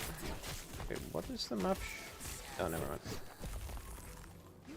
Thought I saw something wrong and there was some side area here that I never even realized was there, but no, that was not actually the case.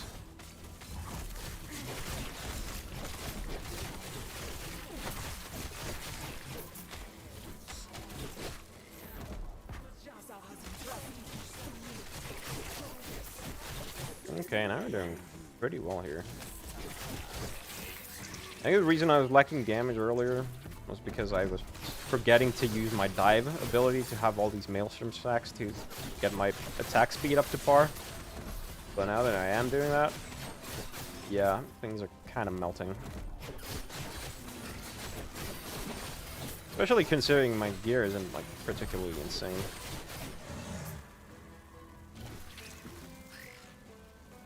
Don't get me wrong though, it's fine. I'm crafting it as I've been playing the game, but you can always do better. Especially in terms of weapon. It'd be really nice to have a staff or a scepter that would let me get both melee and spell damage, so I could get my maelstrom more up to par. So currently I have a spear in use, which doesn't do anything for my maelstrom. Obviously it's pretty good for the melee attacks because I'm getting both poison and bleed out of it, which gets converted into frostbite. And of course just the base melee damage gets benefited, but yes, staff or scepter would be pretty nice. Especially if you get the right type of one. Oh, spear is pretty much always going to be good for this build because it's one of the few item types that can actually have both poison and bleed on it. And I checked it. Both of which contribute to my frostbite chance, which is a big source of this build's damage. Yeah, I'd have to do a little bit of testing to see what would actually be the best. Would it be better to have more spell damage for the maelstrom, or is the spear just the king of weapons for this build? Could be. There's a decent chance that's the case, even if you have maelstrom, then that would like to have spell damage. Maybe just going all in on the melee would be better. Who knows? Can't really tell at this point. But regardless, the option is always going to be up in there. Build doesn't change. Just have to try it out with different weapons, see how it plays out.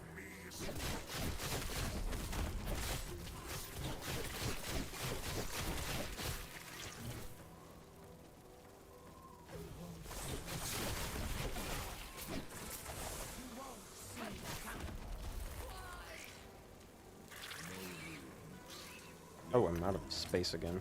Oh well. Easy solve.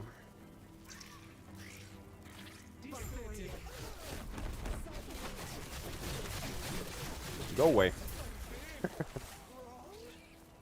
Nice and easy.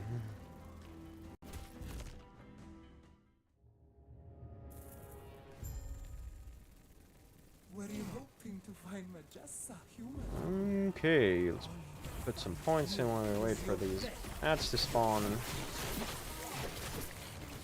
Yeah, the room after this is gonna be final boss. Well, for now final. There will be a proper final boss in the... I assume probably on the game's actual release. Probably not gonna be patch content. I don't think so. Yeah, for now it's final. It is it can be a rather challenging fight. It kind of depends on how your character is, but it's definitely kind of a test to see how you've done. I played through it with various characters, and some of them definitely had just a way easier time with it than others. I suspect this might be on the easier side, but I guess we'll find out.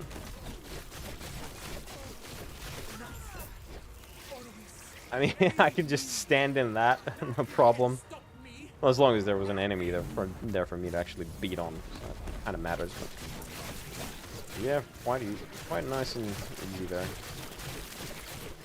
I'm very happy with this, how this character's turned out. Of course, it's not complete as people would put it, because yeah, you gotta go into monoliths, gotta get all the levels, gotta get all the gear, but so on. But I don't fully buy that. I think characters get, I would say, ready in this game far earlier than in some others, because most of what you do just comes from having skill points, and you get most of the ones you need. You know, at least by the point where I'm playing the game right now, which is kind of just the end of the story, which isn't like that deep into the game. I want to say it's like a 10-15 hour journey. I don't know. I haven't actually counted it. What do you think you're doing? Or checked how long it takes. Beautiful vessel maiden? I am breaking the cycle. I refuse to be your sacrifice. Disgraceful. Rage is unbecoming of you, child. Sure. This is not rage. For millennia, the vessel maidens have died, so Yeah, this is a pretty fun boss, actually. I think it's one of the better ones in the game. Abyss of their despair. There's a lot going on with it. What are you doing? You actually have to kind of play the game rather than just like... The torment that now fills What's happening? Get out of my mind!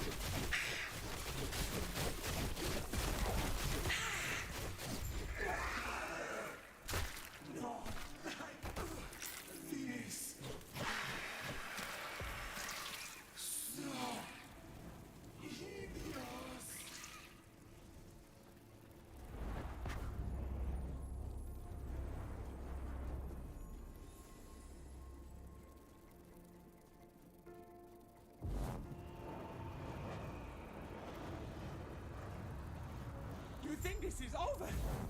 Orvis showed me the power of despair. And with his power, I will not die.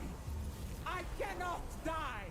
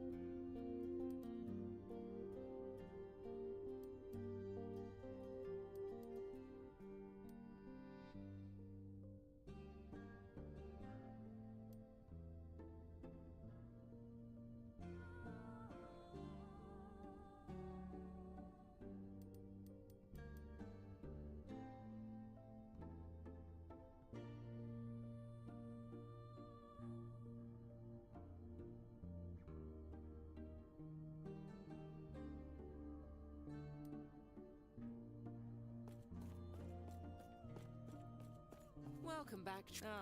She don't eat it can't know. Farewell. Hopefully restoring the Epoch won't take long. Yes? Maybe just an eternity. Ah, or two. yes? Farewell.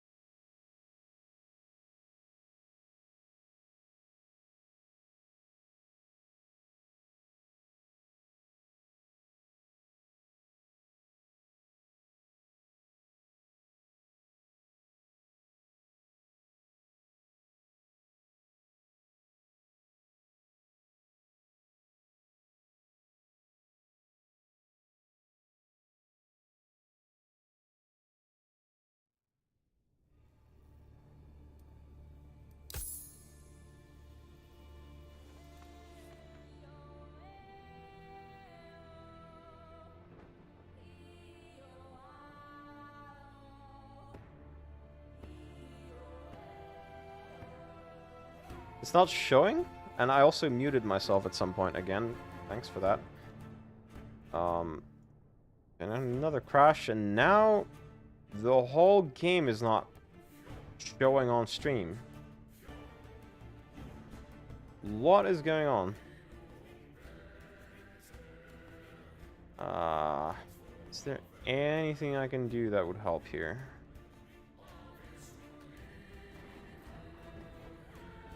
I certainly hope it was showing just now. I think it was. Until it crashed again.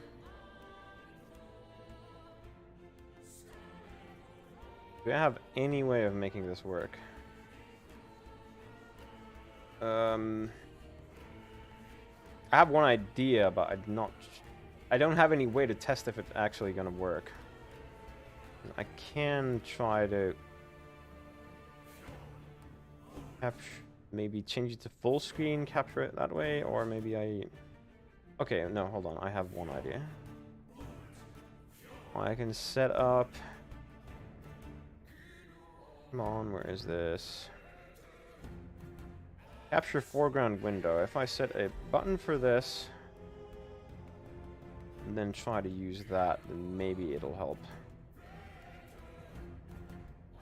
Rather than capturing specific window, foreground window with hotkey. No. Okay, that's great. Thanks, game. I've had this problem before trying to stream the game to Discord, but I did not think it was going to happen with OBS 2. Especially not after it worked for 2 solid hours. How do I do this? I could maybe screen share instead of using the window, but I don't really like that. as an option. That seemed kind of terrible. Okay, let's try... I try to capture any full screen application and then I transfer the game to full screen. Maybe that will do a thing. I can't actually see if this works. I don't think so. I need to actually open my stream on my phone to see if this works, because if I Alt-Tab, then obviously it's no longer full screen. I can't see it. Let me just open this. I suspect it's not showing. Oh, it is! Excellent. Okay, I can work with this. It's not great, but I'll deal with it. I can continue. And let's head into the monolith.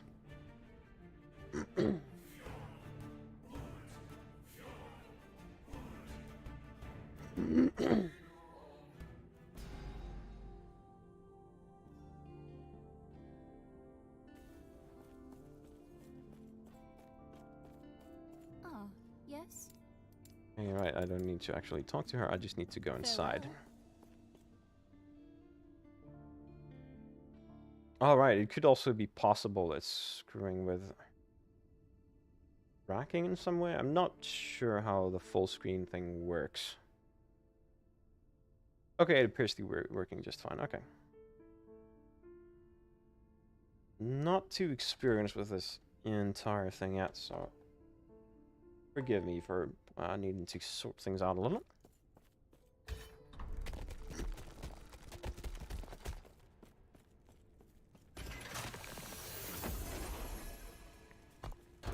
Yeah, this is the Monolith of Fate. You have a bunch of different...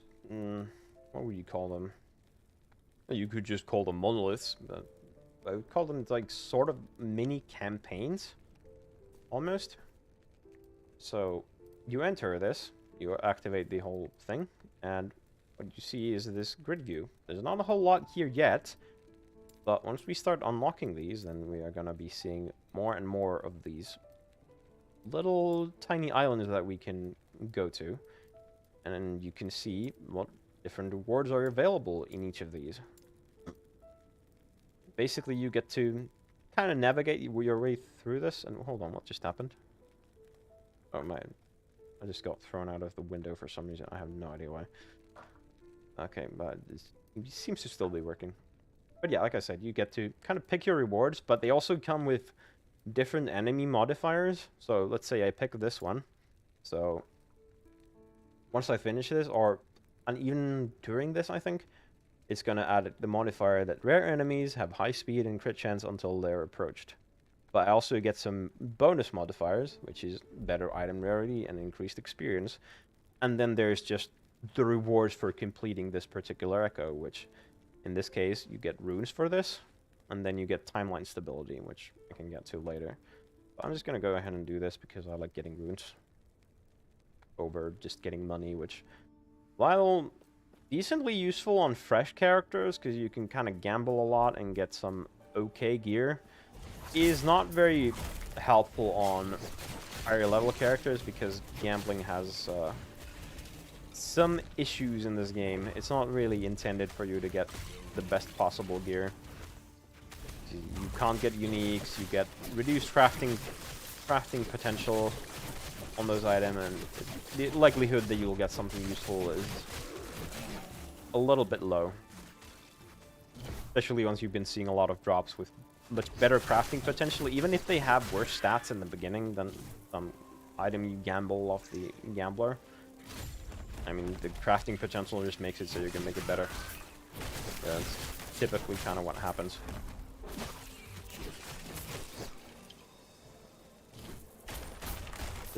More what I use it for is like, I have a fresh character and I just really want a decent weapon, and I can just gamble a whole bunch of money to get it, and that's what I use it for. But other than that, money not terribly useful in this game, gotta say.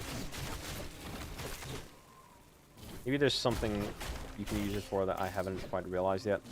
It's entirely possible, but so far I don't think I've run into anything that don't really need much of money for, so I tend to skip those echoes when I find them in monoliths.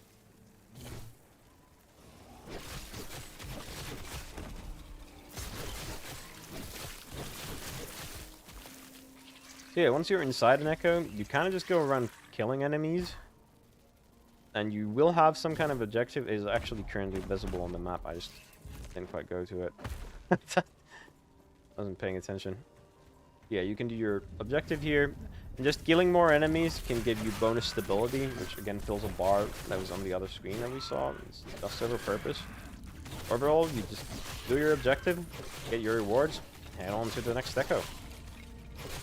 What I think makes this more fun than just repetitively doing the same thing over and over. Even though the objectives themselves and the maps and so on are pretty similar, I do like the aspect of kind of exploring the, you know, the echo network and picking your rewards and choosing where to go and that kind of thing. It makes it a little bit more engaging than just spamming the same thing over and over again. Let's pick those and that and open a portal. So we do that, and now we're in the reward room. We kind of just take our stuff. And is there anything useful here? No, I don't think so. And we also got a level, so let's go ahead and spend a passive. Actually, hold on. There is something I feel like I should be getting from Beastmaster Tree. I think I can put this on hold for now, because what I really want is a couple of things from the other trees. Is this shamanic, or I don't know how to say that word. Shaman is pretty clear to me. Shamanic? Confusing? Oh well. That one's pretty good, but more importantly... Oh, did my... No. Wait, what? What is going on? For some reason my menu wouldn't open properly. Okay, no, it seems to be working now. Oh well. And here there is aspect of the boar related things, which is a bunch of really good damage taken reductions, which, as I've said, and is in this game quite valuable. So let's go ahead and start investing in those. And yeah, now we have a little bit more of the map, so we can see where we might want to be heading. I think runes and more runes is a possibility there. Affect shards aren't terribly valuable, so maybe not there. Glyphs are okay. Thumbs of Spears are kind of crap. Rare relics is decent. So let's go this way.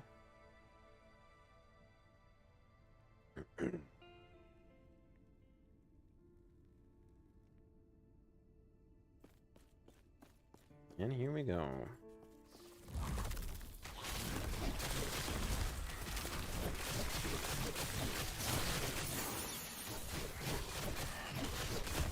Okay, we got some skill points. Spend those. I think I have everything Thorn Armor related already, so... Okay, those aren't very helpful. Thornburn's kind of useless. I'm still gonna be able to spend 3 more points. What can I get here that is actually useful? Like, literally anything that does something would be helpful, because the thing to remember is I'm not actively using Spriggan form, so... I mean, I guess I have to just... I mean, yeah. Thorn Burst, why not? It'll do something, because I actually have Thorn Shield active some of the time, so... Fine. Go with that.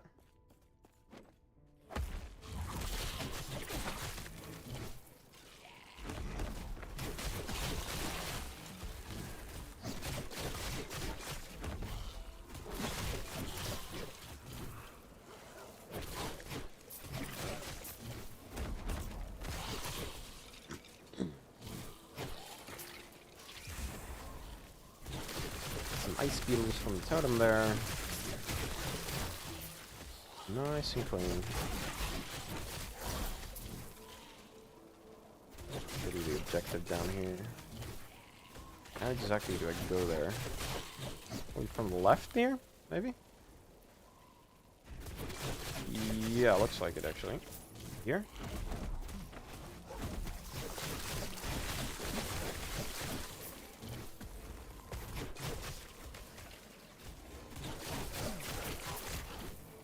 Oh, I should pick these up. Would be decent. Oh, critical strike multiplier when transformed. That's an interesting affix. Kind of want to pick that up. Maybe I can craft something out of that. I do have a decent critical strike chance. I just don't know if it's worth investing into. Overall, it's just... this build is not super focused on criticals. More so just a bunch of different cold damage sources. Solid defenses. Oh. Glyphs. The chest. Minion melee damage you should tell. Critical strike avoidance idol. Interesting. That's potentially useful. Don't care much for anything else there. And I was gonna go for the relics here, which... yeah, still seems fine. Oh, also, there's actually idols in here. Ooh, should I head for that instead? I kind of like going for idols. Let's do that.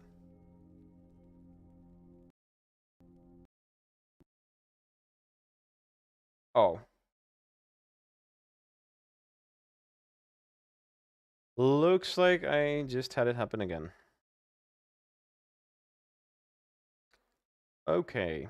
Okay.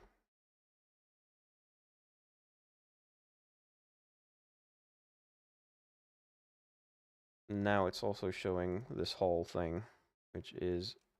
yeah, okay. You know what? I'm done for the day. That's one too many crashes. I'm just gonna say that, and all these other problems.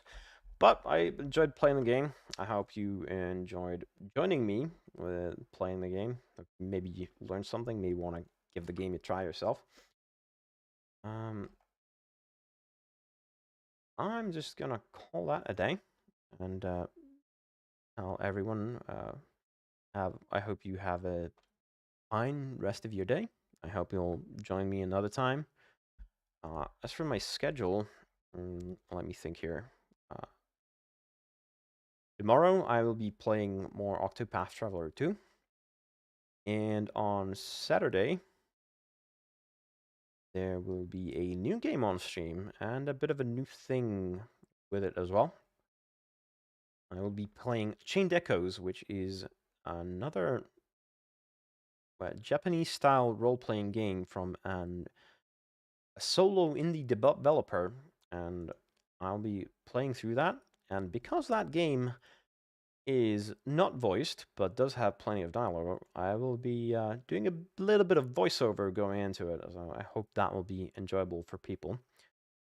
But for now, I hope you enjoyed yourself, and I'll see you next time.